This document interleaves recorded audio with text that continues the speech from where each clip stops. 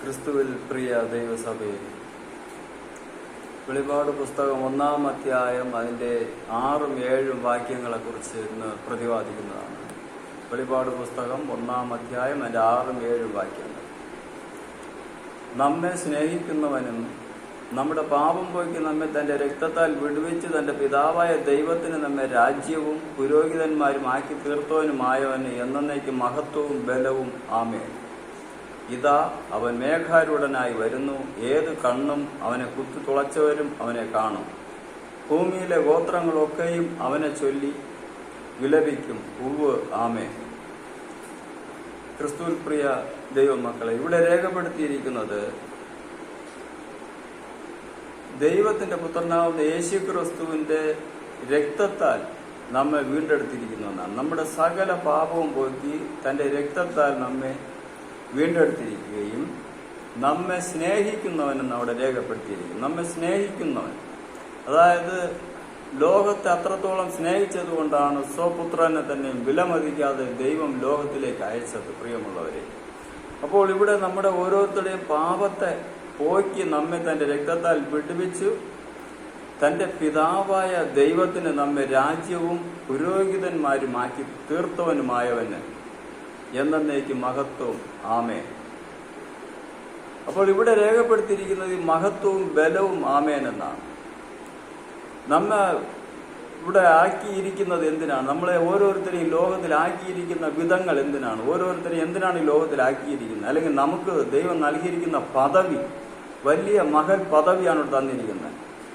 നമ്മളെ പദവി എന്താണെന്ന് വെച്ചാൽ നമ്മെ രാജ്യമാക്കി തീർത്തിരിക്കുകയാണ്. നമ്മെ ഓരോരുത്തരും രാജ്യമാക്കി തീർത്തിരിക്കുകയാണ്, പുരോഹിതന്മാരുമാക്കി തീർത്തിരിക്കുകയാണ്. അപ്പോൾ നാം ഓരോരുത്തരും പുരോഹിത വർഗങ്ങളാണ്. നാം ഓരോരുത്തരും പുരോഹിതരായി തീർന്നിരിക്കുമ്പോൾ സ്വർഗത്തിലെ ദൈവത്തിന്റെ പുത്രനാവുന്ന യേശു ക്രിസ്തുവാണ് ഇവിടെ രേഖപ്പെടുത്തിയിരിക്കുന്നത്.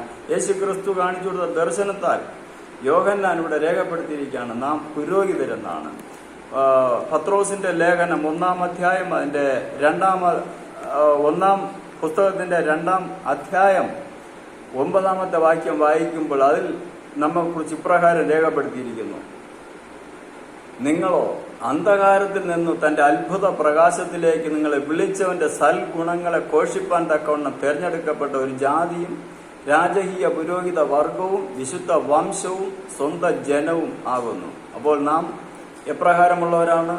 നാം ചെറിയ ജാതിക്കാരല്ല, ഉയർന്ന ജാതിയിലുള്ളവരാണ്. ചെറിയ ആളുകളല്ല, വലിയ ആളുകളാണ്.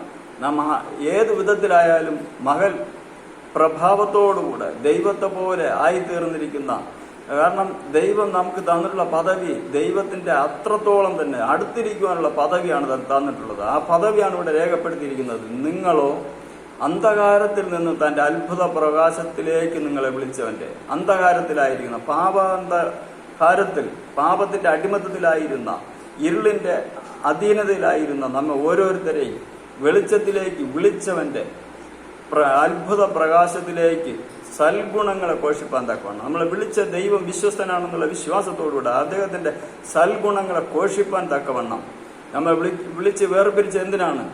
ഒരു ജാതിയായിട്ട്, രാജകീയ പുരോഹിത വർഗമായിട്ട്, വിശുദ്ധ വംശമായിട്ട്, സ്വന്തം ജനമായിട്ട്, ഇങ്ങനെയാണ് നമ്മൾ ഓരോരുത്തരെയും വിളിച്ച് വേർതിരിച്ചിരിക്കുന്നത്. അടുത്ത 10-ാമത്തെ വാക്യം വായിക്കുമ്പോൾ അതിൽ രേഖപ്പെടുത്തിയിരിക്കുന്നു: മുമ്പേ നിങ്ങൾ ജനമല്ലാത്തവർ ഇപ്പോഴും ദൈവത്തിന്റെ ജനം, കരുണ ലഭിക്കാത്തവർ ഇപ്പോഴും കരുണ ലഭിച്ചവരാകുന്നു.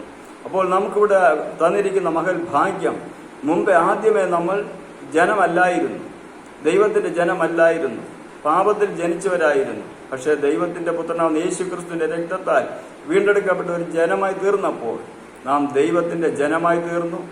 ദൈവത്തിന്റെ ജനം മാത്രമല്ല, കരുണ ലഭിച്ചവരായി തീർന്നു.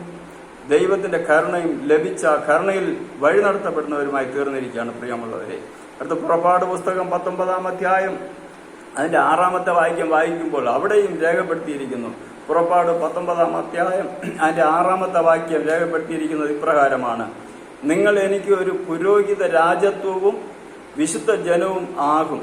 അപ്പോൾ ഈ ഇവിടെ രേഖപ്പെടുത്തിയിരിക്കുന്നത് നിങ്ങൾ എനിക്കൊരു പുരോഹിത രാജത്വവും വിശുദ്ധ ജനവുമാകുമെന്നാണ്. അപ്പോൾ ദൈവം നമ്മൾ ഓരോരുത്തരെയും വിളിച്ച് വേർതിരിച്ചിരിക്കുന്നത് ഏത് പദവിയാണ് നമുക്ക് തന്നിരിക്കുന്നത്.